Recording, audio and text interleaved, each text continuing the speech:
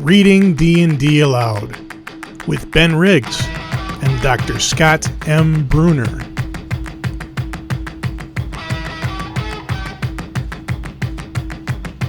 Episode 27.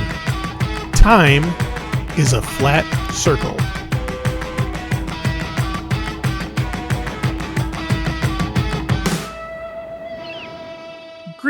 Greetings one and all once again to Reading D&D Aloud with I, Gadfly, journalist, historian,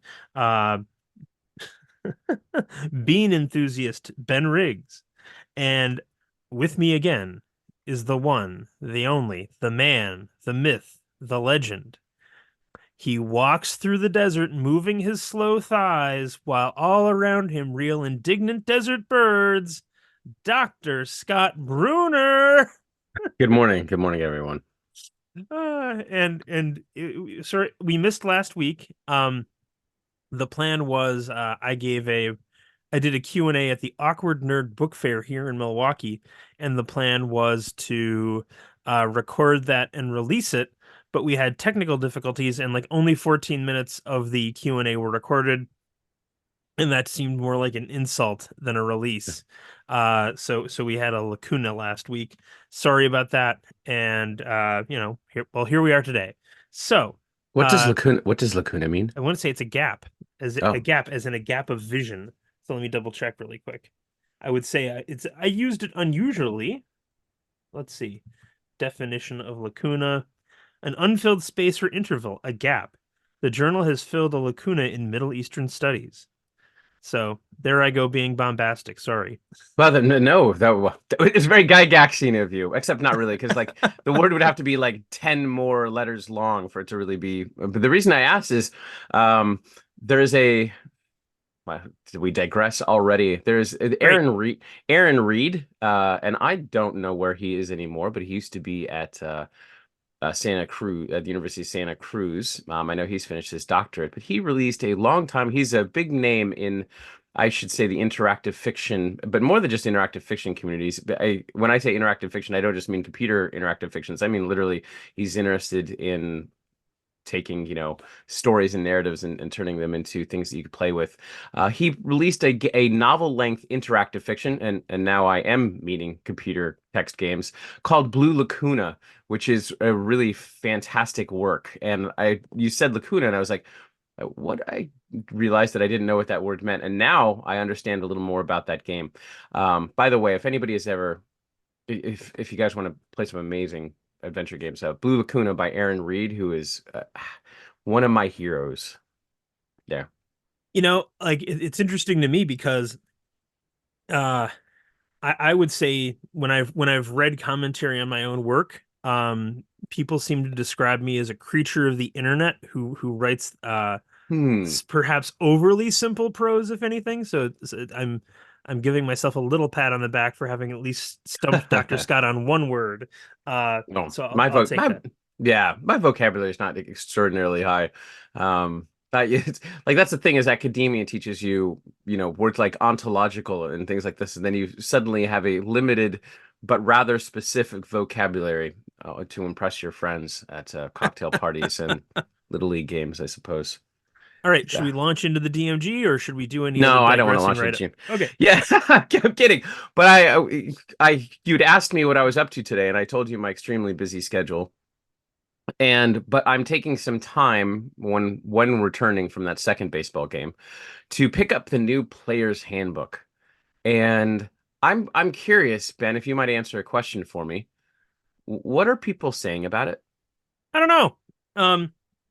It would be my short answer. For running a D&D podcast, when I was thinking about how to handle the release of, I'm going to call it a new edition, and people can argue about it in the comments, but it is a new edition. Yeah. I think, I thought that it was going to be, some people have said this is like second edition. I suppose that's true, but in many ways, I feel like second edition's biggest thing was that I'm always amazed at how people miss this. To me, the biggest thing that second edition did was it cleared up all the rules and put them in one location with a fair, if not perfect, but at least a much easier way to cross-reference a lot of the rules that we were looking for. And that's in many ways probably the biggest change the second edition did. But that's what I was expecting out of this new edition. But every time I read about new rules and how the classes have changed, it's I suppose it still uses the core mechanics of, skill and DC checks, and combat is generally the same, but they sure have tinkered with classes and spells, and yeah. So it is a new edition. Yeah, my my thinking was to essentially counter program that, because everyone else in the world is going to be putting out a lot of material on the new edition. And again, I was like, maybe I go and read the second edition player's handbook. And then life. So I will also add, I'm looking for a witch to remove a curse. Really, since August 1st, it's been bad all the way down for me. It's been a rough couple months.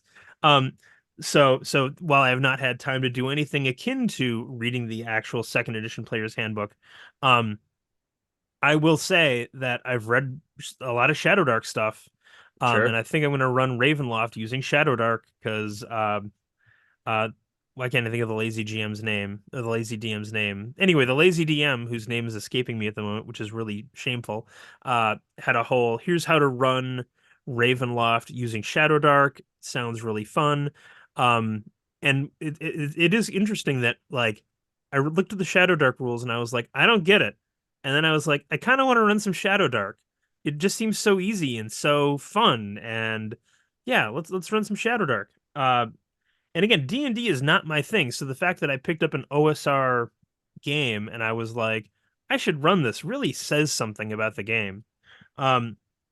So again, I like, I've barely even been on the internet. I would say I've seen chapter one. Like, I want to say I looked at chapter one and it looked good. Mhm. I've heard people say it has better organization. I've also heard people say it's a more significant change than perhaps they were promised.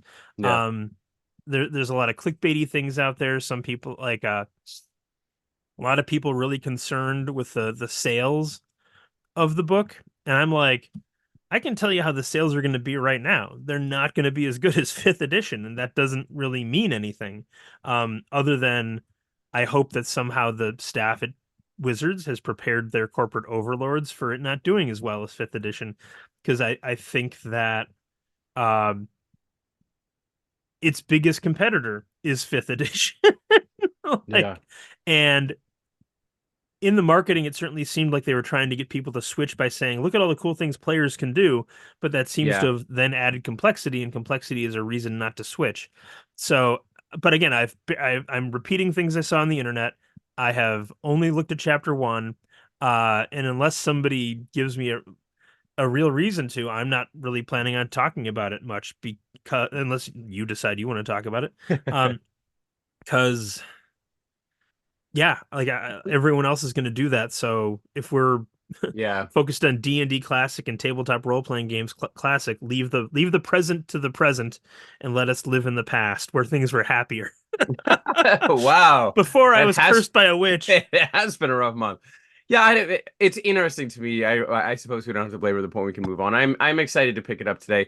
It's a strange ambivalence. One, I just feel like I have to pick it up because my curiosity is getting the better of myself, and I do run a fair amount of tabletop role playing games, so I should see. I feel like I should know kind of what's going on. But I have been stricken. No, neither of those things. I have been surprised at how few, and I don't dwell on the internet very often, to be honest. Um, but even in my small kind of friend groups, how few of us are talking about the new edition. And I think that's a really good point, which is your point about its main competitor is fifth edition, I think is one that I hadn't thought about, but I think you're right. And I think that that's probably a competition that Wizards of the Coast probably didn't necessarily want to have happen. Some people have compared the new fifth edition to, or I'm sorry, D&D 2024. They should. Are they trying to go towards the EA Sports model where you release a new version of the tabletop role playing game just with the new rosters? Anyway, I digress. What was I talking about? But how few people have been talking about it, and where was I going with that? But I'm going to pick it up. I'm interested to take a look at it. I know what I was going to say. When second edition came out, I do think there was and I guess you've mentioned before on the show that second edition didn't sell as well as I always had thought it had. Be- So because go ahead. briefly, every edition of Dungeons and Dragons sold worse than the one before it until fifth edition. Every single one. Um, Even and third edition? third edition sold less than second. 3.5 sold less than 3.0. Now, again, a thing that people pointed out to me was, hey, when third edition released, its sales were dramatically better than the tail end of second edition at Sure. TSR. Yeah. So for Wizards, it was very easy for them to look at that and be like, well, this is an improvement. And they're right. It was if you looked at a graph of like sales from 1995 to 2003, third edition looked like a great success. But uh, by the by 3.5, it would be impossible to look at a historical graph of sales and not see a shrinking, dying hobby. I went to the Lionel Train Club of Milwaukee on Friday night. Oh, Uh, that's cool. I know because my son likes trains, and the Lionel Train Club of Milwaukee has a like open Friday night where anyone can wander into their space and look at the toy trains and the model trains and watch the trains go chug chug chug choo choo choo. And my 3-year-old loved it. But it is impossible to go in there and think that this is anything other than a dying hobby. It was like, 75% guys over 60, Yeah. 25% young kids. And again, it's great that there's any kids at all, but you look at that and you're like, this hobby has to be shrinking every single year. And for decades, if you were able to look at D&D sales numbers, you would think the same thing. You would think this is a hobby that flourished in the early 1980s, but it's this aging demographic that's failing to translate to younger people, and it's just going to go the way of the dodo one day. And then fifth edition happened, and everything turned around. And again, obviously, it wasn't just fifth edition, but something happened about 10 years ago where D&D became more relevant to the culture than rock and roll. God, I can't believe that's true, but it is. Uh, my point, that you asked me about the sales numbers. So yes, like when you talk about no one talking about the release, Mm-hmm. And that's very apocryphal. And, yeah, it like I is. said, I have a non like I said, I sometimes I wonder why I don't hang out on a lot more like because I know folks talk about this stuff a lot on places like Ian World. I'm just not a part of those communities. Yeah, But in my small apocryphal group of folks, like we did all get to pick up the fifth edition that we were kind of curious about, and then we ended up playing it and a lot of us, including myself, liked it a little bit and played a little bit here and there. I'm still running Ravenloft using 5e, but I've asked my friends like, hey, what do you guys think of this new one? And they're like, not picking it up. That's how they talk. Like nobody is picking it up. Which well, I like find strange. the thing is why, Yeah, like with fifth edition, there was a really good reason to, which was, wow, D&D seems like it might be dying. Pathfinder is really, really cool. Is yeah. this better than Pathfinder in some way? And the answer was essentially yes. And first of all, there were all those Pathfinder players that were a really easy pickup for sales of D&D 5e. Yeah. Pathfinder 1e kind of kept D&D alive while people didn't actually like playing D&D. But a lot of those people then came back to 5e when it was good. And then again, you had Critical Role, you had Stranger Things, you had the pandemic. All of these things then drove people into the grip of 5e. Yeah. But if you're a happy 5e player and your player's handbook is not falling apart, there's no reason for you to go pick it up. And I think that is going to be like when Tracy Hickman does Killer Breakfasts, apparently he still uses like first edition AD&D rules because it's what Yeah. he knows the best. And those 5e rules are going to keep working just fine. And again, I think if within Wizards they were like, let's set the expectation of this is not a replacement product, it's a sort of refresh, and you know, people are going to kind of slowly come to this edition and it's some sort of perma edition, that's great. if they were like, well, it's going to do better than 5e, we're going to see another edition in just 3 years as they try and panic and hit the feeder button to try and get those 5e sales numbers. But again, they when I've talked to people at Wizards, well, I should rephrase, people recently fired by Wizards, they fundamentally they fundamentally recognize that Dungeons and Dragons is a problematic product in a Yeah, capitalist sense. You know, sure. Yeah. that like they'll just be like, in some ways you don't want to be in this business. You want to be making whiskey or alcohol. It's much more profitable than D&D. But I've really so here I was like, I'm not going to talk about the player's handbook, and now I've talked about it for 10 minutes. Like, Sure. I'm going to say one last thing though. I've interviewed Chris Perkins and Jeremy Crawford. I think they're both smart guys and good designers. So I certainly have faith with the brand in their hands. Also, another historical curiosity, there is no other edition of D&D, I don't think, maybe fourth to fifth a little bit, but uh, Jeremy and Chris were both pivotal in fifth edition, and now here they are being pivotal in 2024 D&D. And again, like I know some of them did work on fourth edition as well. I just don't know if they were as pivotal in that role. But like this might be the first time we've gotten kind of two editions of D&D out of the same people. That's a really interesting point. It's interesting to me because, like, you're right, every team has been significantly different. But you're right, these are generally a lot of, well, Mike Merles is working on the new edition, and he was the main designer of the 2014 version. So I will tell you this, having now interviewed Mike, Chris, Jeremy, and a bunch of other people, I I don't know that anyone is comfortable having anyone else named as the main designer of 5e.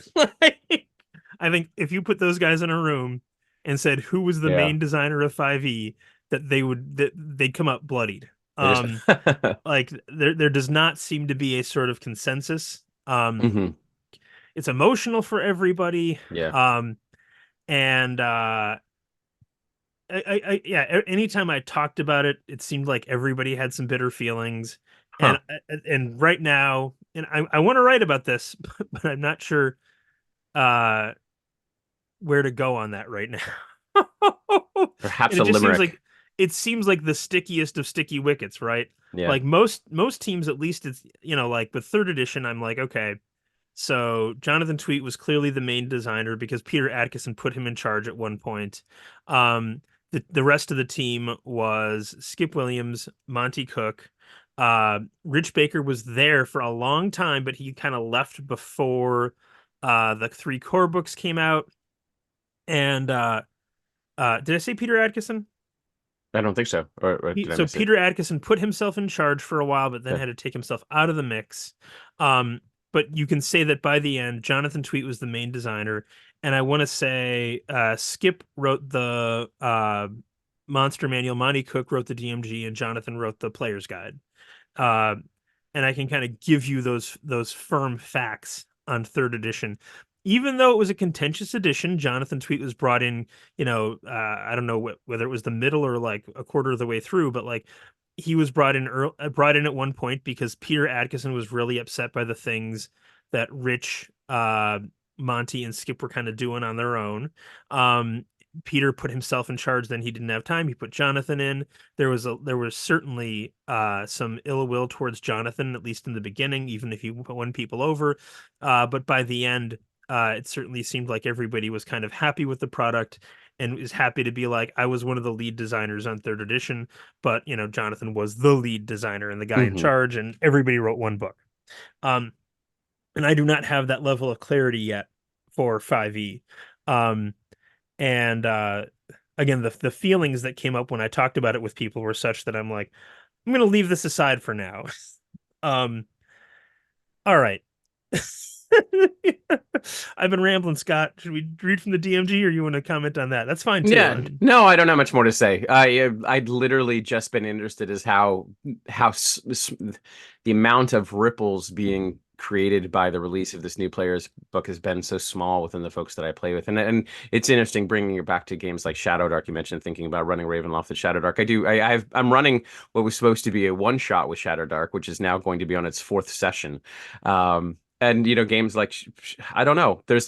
people in my tiny little community talk more around Shadow Dark, or a lot of, kind of these kind of OSR games, or even old school Essentials and those type of games, and they're talking about the new version of Dungeons and Dragons, which seems to me a little bit strange. I mean, I thought it had come out really quickly on the. I just can't. Where does the time go, Mr. Riggs? I'm like, every time people refer to it as 2014 D&D and 2024 D&D, I'm like, what are you talking about? Didn't the last version just get released a few months ago? It's amazing how quickly time goes by, that we've already got 10 years under our belts with I fifth mean, edition. Office Space came out 25 years ago, Scott. Yeah. Like, was 20 years Office ago? 25 years ago. I'm out. I'm done. Wow, that's amazing. By the way, Lazy Dungeon Master. I guess the Gnome de Guerre is Sly Flourish, but the author's name is Michael Mike Shea. Shea. Oh, thank you. Thank you, thank you, thank you. Yeah, I cannot explain the transiency of time other than someone said that, when you're one, going from 1 to 2 is a doubling of your lifespan, right? Right. It's 50, that 1 year is 50% of your life. And the older you get, the smaller percentage each year is. And as a result, it feels like it goes faster, which I find deeply disconcerting. Oh, it is. It's funny that you mentioned that. Again, this is not a yeah, you've heard me say my favorite quotation of all time is from Douglas Adams, which is, time is an illusion, lunchtime doubly so. And again, my small dabbling in quantum studies, it's interesting that the concept of time is something that's very, very much man created. It's basically a system for our brains to turn what is just a morass of chaos into something that happens in 24 frames per second. I mean, the same concept of how films work is the way that we create. To me, we impose time upon a world that has no interest in time or seeing it. It's a way for us to make the world around us accessible in some way that would not drive us insane. But boy, you say disconcerting. The older I get, the faster time flies by. And it's like there's just nothing to hang on to, except for the past, which is what we do here. We read from the Advanced Dungeon Master's Guide from our youth when time was slow and we had countless hours that did not move at all in study hall in 7th grade, and read from this book countless and created how many characters in your life, Mr. Ben Riggs, have you created and never played with? Because I mean, so again, that is my story with AD&D second edition. Right. Yeah. Like I couldn't find anyone to play it with me, so it was me making the same elven blade singer again and again and again and again and again. So with yeah. An 18 strength and an 18 dex. Thank you very much. Then did you roll the percentile dice to 18/74? I always thought that was such a weird rule. I was always really focused on dual wielding blades for some reason. I was like, I will take all the penalties to dual wield 2 long swords, please.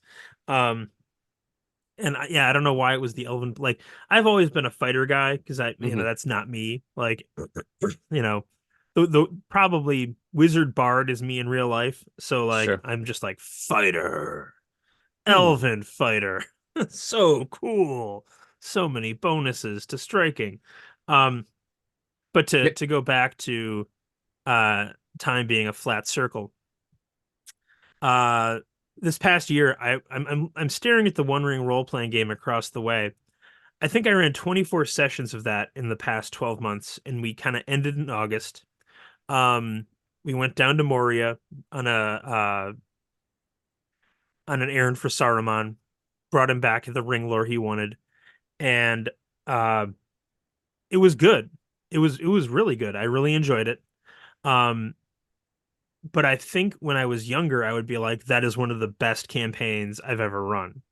But now that I'm older and I just have, like, there's a lot of campaigns under my belt and a lot of cool things, comparing that experience to the other experiences when I was younger, I think I will always prefer the ones when I was younger, even though I thought this one was very, very good. Why? I'm so curious now. I think it simply has to do with being jaded, seasoned, and experienced.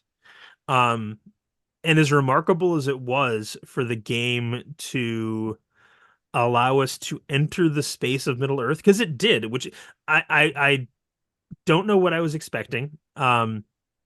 We'd played Star Wars the year before, and it was fine. I didn't run it; someone else did, but it was fine. but when we ran the One Ring, to me, it felt like you got the Middle Earth feeling you get when you watch the movies. Hmm. And I was not necessarily expecting that. So that is remarkable and something that will stick with me. And it is a testament, I think, to the power of a pre-existing uh, Hmm. IP role-playing game. Sure. Because Yeah. we don't play a lot of those. I'm like, maybe I should play more of those because it worked. It did the job. And again, it's so weird to say and think, right? Like, what does that mean to enter the space of Middle Earth? Like, it's really hard to define, but it's a feeling, and we all kind of had it. Like, I asked other people, they were like, "Yeah, it's the feeling I get too." Um, and I just think that because, like, I've run, I'm going to say 2 or 3 epic Legend of the Five Rings campaigns. I ran 2 or 3 amazing Mage campaigns. Um, I ran Dracula Dossier twice, and it was incredible. I ran Masks of Nyarlathotep, which was, again, like, it was fine actually. It was not one of my favorites, but it was fine. And everybody I think had a good time with it. Um, and I think it's that, just that, like, in my mind, I've had these epic campaigns in the past. Where does the One Ring fall in that category? And I think it's actually in the bottom half of my better campaigns. And if I hadn't run so many, I think it would be more impressive and more enjoyable and loom larger in my memory. Does that make sense? Yeah, absolutely. I think it's Go ahead. well, I just think it was interesting to talk about, like one of the things I do think about a lot is how kind of going back to the fact that, how many characters did you make when you were a kid and, that you never played with. I think I've told this story probably 300 times, but let's make it 301.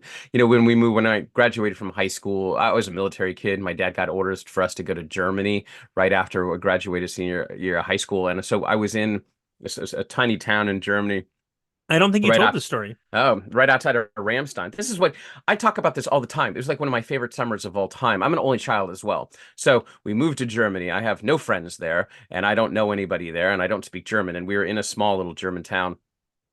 And it's funny to me that I love this summer so much because I had like there are two things that I had that completely made, and this will explain me, about talk about the recurrences, the constant echoes from our past that continue to reverberate. Sometimes I wonder if I don't just play Dungeons and Dragons because I'm trying to relive the wonder of my childhood, but that's a story for another time. There's a footnote. Oop, Chuck Klosterman footnote for you. The That summer, I did two things. One, I had the second edition.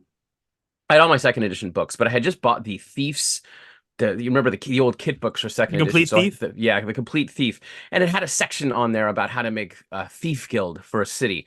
I must have made like 25 different thieves guilds over that summer, and towns, and I was just, I mean, it's amazing how that kit book, literally all I wanted to do was play thieves just from reading that book. The other thing that I did was, again, this is me, is I devised my own cards, basically cards and dice game to simulate baseball. I would stay up until 2 a.m. in the morning. This is back in the day, obviously very pre-internet, and the only thing that military kids could watch if you're overseas is something called AFRTS, which is Armed Forces Radio Television. I guess the S stands for station. We always called it AFARTS, but they would show American TV, whatever's the most popular show, and then they always showed sports on. But again, it's in Germany, so it's like 7 hours later. So I'd always watch baseball or hockey until like 4 in the morning. I've always been a night owl. But yeah, I spent that entire summer doing two things: making thieves guilds and being completely happy doing it. That's the funny thing, is like I think about the summer as wonderful. Like there was no, and maybe in that age you're like it's so difficult because there's so many pressures on you to be someone, or like social pressures are kind of crazy. And my friends were calling me from the States talking about the parties they were going on celebrating high school, and I'm like, man, I'm kind of loving having these 3 months or however long it was to do nothing. Yeah, but I created a percentile based baseball game, which tried to play the entire 1990 season with, and then I read the Thieves Kit handbook like 450 times. It's again, I think about how much of Dungeons and Dragons is played at the table and how much is played, and I would say,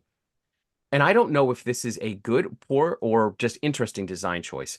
If we think about a level, or I'm thinking about literally as I'm thinking about this is as a metaphor. There's a room in the Tomb of Horrors that, by the way, I think is oh my gosh, I'm going to digress again. Yeah, I think it's really hard to run in the modern day. If a party goes far enough into this room, the floor tilts, and then all of the players fall into basically a lava pit at the end. I find that really hard to run in modern D&D because everybody expects a map, and if you draw anything, you have to be like, well, you can't see down here. I mean, it's almost impossible to do in a Roll20 because again, they can kind of see because elves can see for miles and miles. Where was I going with that? My metaphor around the tilting thing is how much Dungeons and Dragons has gone from, and I think this is a conscious decision, has gone from you need to be playing more at the table and less on your own. In that, I feel like every iteration of Dungeons and Dragons has been very much around let's get you right into the game right away. And by saying let's get you into the game right away, we're talking about when you're rolling dice with 5 other people and a pizza next to you, rather than sitting in Germany by yourself making guilds. And I don't know if there's a right or wrong answer to that, but so that's my claim, is that we play Dungeons and Dragons more with other people now than we did back in the day, where I would almost say in many ways it was such a 50-50 split. I definitely think the play of Dungeons and Dragons in the 70s was the concept of solo play. Now we have Mythic and these kind of simulators actually play but that's the thing that I find interesting, is where we think about when we're playing Dungeons and Dragons. If I pick up the player's handbook today, by the way, I have no intention of playing 2024 D&D. I'm going to be running my Ravenloft game. I'm going to be running Fallout and Shadow Dark. I have 3 games going on right now. That's too much. I think that's play. I think when I read the player's handbook later today or flip through it, that is a form of play. What do you think? Is it play if you're doing if you're doing it by yourself? That came out a little strange. The short answer is yes. And a lot of the indie games have really leaned into that prep is play and care gen is play. Yeah. I remember I was at an Urban Shadows game at Gen Con sometime before the pandemic, but after 2014. And I think we had only a 2-hour slot, and we spent something like 60 minutes on character creation for a 2-hour game. Sure. And some of us were Urban Shadows veterans, and there was one guy there who had only ever played D&D. So we do character generation for 90 minutes, and then we did like 30 minutes of playing, and he was a little upset. And which is understandable. If you go from I will admit, if I were that game master, I probably would have been like, let's see if we can do this in 15 minutes, fellas. Yeah. And then play for an hour and 45. That said, I did have a good time making characters at the table with those people. But the D&D person was a little upset. And I forget what he said to the game master at the end, but it was something a little unkind. So I hung out afterwards, and I was like, hey man, like, it was his first Urban Shadows game. Like, he's new to this. He has D&D expectations, and Urban Shadows is a lot. Urban Shadows kind of assumes you're into indie games, and you played a lot of White Wolf games in the 90s. Like, those are kind of the 2 core assumptions of Urban Shadows. And he did not have that experience. So I certainly think that the indie play space has really embraced prep and character generation as play. Did you ever play I think it's called Build Your Own Dungeon? No. It's a solo dungeon creation game. It's a ton of fun. Yeah, it's interesting you mentioned that. I mean, there was a time, it's funny, there was a time where I really wanted to play. I was just tired of my friends for a while, and I wanted to play some solo games. Like, it'd be really cool. Maybe I was tired of computer role playing games, which is the way that I play solo, because that way there's some dungeon master and it's your digital assistant. And I don't know if are you familiar at all with the Mythic game emulator system, Ben? No, tell me all about it. All right. I don't even know it was written by one gentleman. I've owned it for a long time, and there's like a new 2nd edition which I haven't picked up yet. I was gonna maybe I'm looking it up now just so I can give a shout out to the person who invented it. But it's a really interesting system. It's made for you to play with as many people as you have, and no dungeon master, right? Like, you sit down, and it has this cool, I think it's called like the fate chart or something like that, and you roll dice, and it gives you kind of like seed ideas to create a campaign. And the major mechanic is that you're constantly asking questions instead of a dungeon master, how many people are in this room, or how large is the room.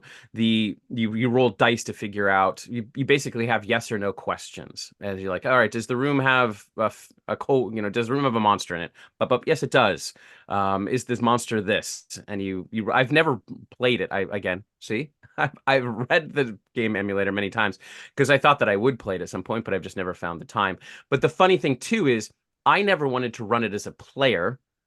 I always wanted to run it as a DM. So I was always trying to figure out how I could make the system emulate players for me because I'm always more interested in DMing for some reason. Why is this Mythic Game Emulator? But yeah, a second edition has come up. But the interesting thing is that Shadow Dark has a spin-off. But it's not a spin-off. It's made by what's the name of this? The Arcane Library, which is the main designer is Kelsey Dion, as everybody knows we are kind of big fans of. And it has so she's created something called Solo Dark, which is from what I've downloaded it, read through it quickly, has some of the same ideas and mechanics, but it in Shadow Dark as well, even in the main book, has ways to like build your own dungeon on the fly, which I find really, really interesting. I don't know where it's going with that, but it's interesting that the world of, and there's a number of websites just for solo play. In fact, somebody has taken the Mythic Game Emulator. Again, I don't know who did this, but I remember finding it a few years ago, has taken it and made an online version. So you can hit like, one button and it will roll that chart of like whether the answer was yes or no. And it also gives you seed words on like, all right, there's this giant list of words that it will give you to basically inspire you in some way to get the aesthetics or the theme of a place that you're going with, right? And it requires a bit of along the players to be kind of writing their own story because there's no DM that has it down. And of course, it's all based on the radical contingency of what the dice are going to do, which is, to me, fantastic.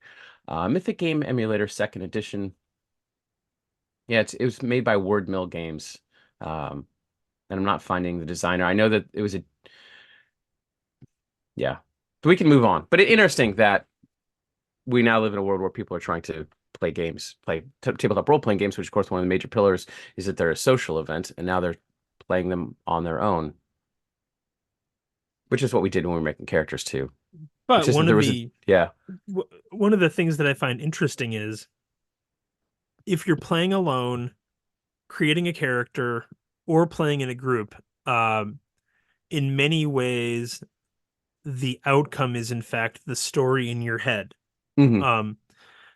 If you're creating, like when I was creating my dual wielding elven blade singers, there was always a little bit of a story to go with the dual wielding elven blade singer, right? Of course. And as cool as the two blades were, I can cast magic at the same time. Oh my God, how incredible. There was always the story. And if you're playing by yourself, you're still generating a story just with no audience, right? And again, I think I've said a lot is John Ratliff, who was is a not D&D scholar, a Tolkien scholar. He first played D&D by himself. That was the way he encountered the game because he couldn't find anyone to play it with him in Sure. rural Arkansas. All right. Well, so really quickly, go for it. The person who has done the second edition of the Mythic Game Master Emulator's name is Tana Pigeon. That was not the person who had made the original. The version that I have is the first edition of Mythic Game Emulator, and I haven't been able to find who that person's name is. But I knew that this other person had kind of taken it over.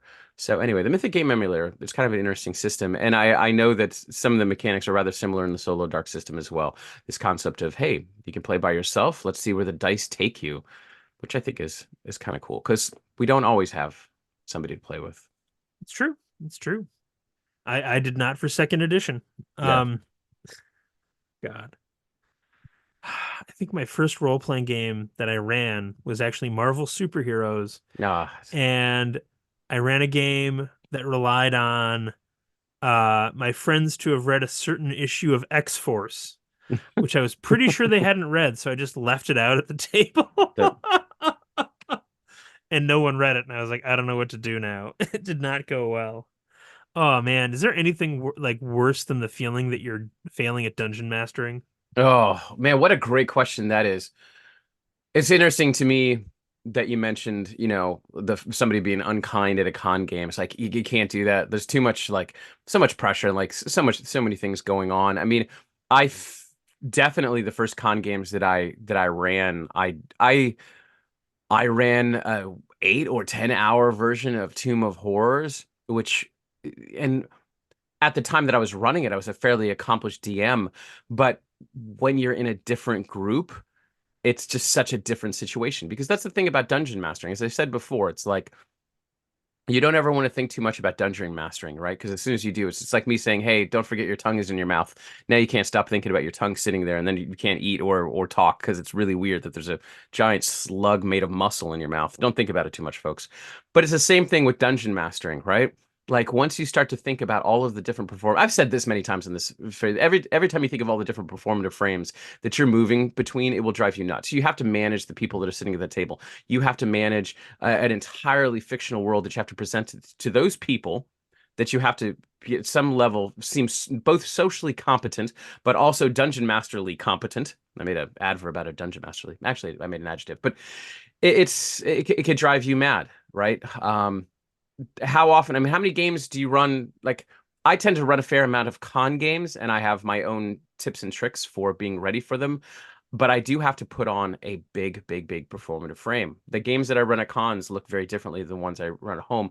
I was explaining to somebody the other day, they were like, "How are you going to run this Shadow Dark game in just one 6 hour block?" I'm like, "Well, it becomes almost like you're running Jeopardy, or a game where you're like, all right, it's your turn to answer the question. It's your turn to, like, you have to be on spot to suddenly decide who is going to add a little more to the reality that you're creating. But you have to be the one who is, so in addition to this entire world that you have dreamed up, you have to be the arbiter of and the adjudicator of who now has agency to change that world in some ways. Again, dungeon mastering there's a reason that there's 742 different books, from the monsters know what they're doing to the lazy dungeon master. But how many books are there for players? Because you know what, players don't do anything. They just sit there like bumps in a log, and every once in a while roll a die. Players, who needs them? A thing this is in this could probably be applied to almost everything, Sure. but I really feel like dungeon mastering and game mastering is a great preparation for almost everything in life. Oh, absolutely. Um, and again, like if you're building model trains and that's your passion, I'm sure that also teaches you skills that you will use in life. Like, hobbies just do that. But because this is our hobby, which is of course the best hobby because it is ours, um, clearly dungeon mastering must be the best at it, right? But again, like, the improvisational nature of it, I think, is crucial. um the fact that you have an audience, that gives you almost instant feedback, I think, is crucial. Yeah. um and the fact that it also requires writing and research, I think, is crucial. I think that, again, as a teacher, I feel like it's almost instant prep for that. It's so valuable for writing experience. um because it's almost like, testing out little scenarios on a small audience. um but that feeling, Yeah, that well, that's feeling of when you hear comedians talk about bombing in the stage, it's the same feeling, right? And it's interesting to you because especially folks like us who've been playing for many years, when that moment happens and you're in it and you're like, man, this is not working. I don't know how to get these people engaged. Well, I mean, it's the same thing as if you're in a classroom and you're watching students, check their phones or whatever. It's that same moment of like, I have failed, and it becomes um rather personal, because it's hard not to see it as a reflection on your capacity as a human to relate to other humans. That's the why, right? the analogy to comedians, I think, is very wise. Yeah. uh you know I sent off lots of novels to agents and publishers, and so far haven't sold any. And at least all of those rejections are private. Like, nobody has to watch me, Right. like, Right. open the rejection letters and go, "Oh," like a live studio audience. But if you bomb at being a game master, it is so public. You're right. The Yeah. comedian connection is amazing. And I know I've told this story before, but I think about watching a 13-year-old boy game master for the first time, and he uh after about 15-20 minutes, he comes up to me and he's like, I don't think I'm doing very well at this because I'm not doing it as well as you did. And I'm like, Yeah. dude, I've been doing this for like 30 years. Like, Yeah. calm down. It's gonna be fine. Give him a little pep talk. He finishes the session, and then afterwards, I'm like, okay, everybody. So how did Bob do at running game? And everyone's like, that was really good. Can you do it again? And he's like, sure. And then he became their forever dungeon master. Th- Um, Yeah. but like, it's so easy to get discouraged and have that voice in your head. And There's well, I mean, the go voice in ahead. your head is constant. Yeah. Well, first I wanted to bring it back to, I think I hadn't made a point, which was, it was interesting that you said, this One Ring campaign that you had isn't as good as the campaigns you had as a kid. When I think about the campaigns I had as a kid, like we never had like sessions that lasted more than a couple. Like we were so bad at it, like nobody was really good at kind of, we knew the rules and that was it. I mean, AD, when I was in junior high school with Jimmy Hart and James Ford, we would try to run D&D and we would just run into a morass of just like we didn't know what we were doing at all. So it wasn't really until I became an adult when we could kind of get things together and everybody was, and again, when you're in junior high school, you're not always the most polite to your friends. So we didn't have that because it's interesting. It does take that social contract that the players are going to assist the dungeon master in some way, right? It shouldn't be in any way antagonistic or it's simply not going to work. It's the same way of like, the drunk heckler at a comedy show, is attempting to disrupt a show, right? How is a dungeon master going to successfully create this world and get people to buy in it? Because you've got to have engagement. You've got to get engagement on some level. I'm reminded as we talk about this about the games that have gone really rather poorly for me. And there's been some games with friends. I mean, I tried to run was it Villains and Masterminds? What are Villains in Mutants and Masterminds? Is that what it's called? I remember running a game there, and my preparation was poor, and there were like two players that I didn't know socially as well, and I had a hard time getting their engagement in the game. Um, what was the other? But I remember Dundrick. I mean, one of the worst experiences, and this is why you should treat, no matter how fantastic or poor a game master runs a game at a con, if you've signed up for it, you're signing up for the contingency that you're going to have a dungeon master that you don't love. It's happened to me many times, and you should be polite and nice to the person because they're doing everything they can. I will never forget. Again, it's Tomb of Horrors again because it's always often my con go to. But I'll never forget. I had signed up to run Tomb of Horrors starting at like 6 p.m. and it was supposed to be like an 8-hour game. Like I was like, oh, we're gonna run to 2 a.m. Let's do this. Let's get through Tomb of Horrors.